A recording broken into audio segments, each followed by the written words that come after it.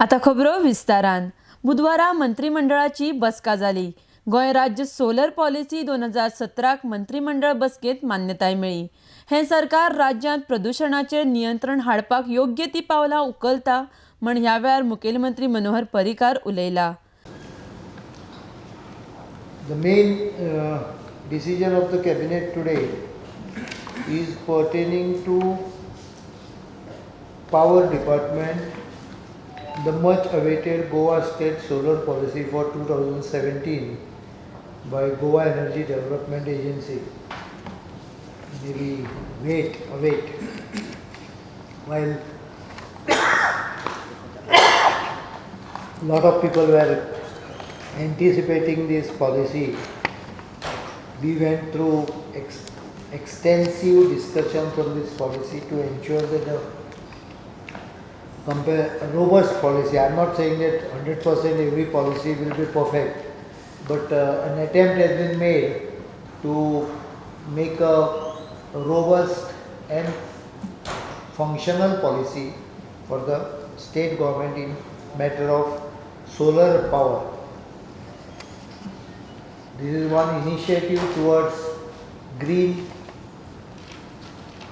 solution, and this government functions in actually reducing the carbon footprint.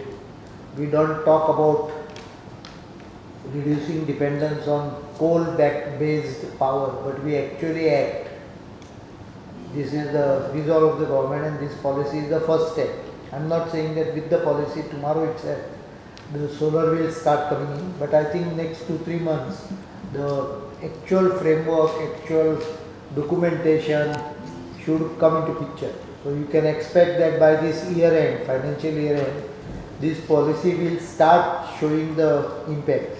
Highlight of the policy is basically the solar power generation has been divided into 3 categories. Broadly 2 categories. There are more categories.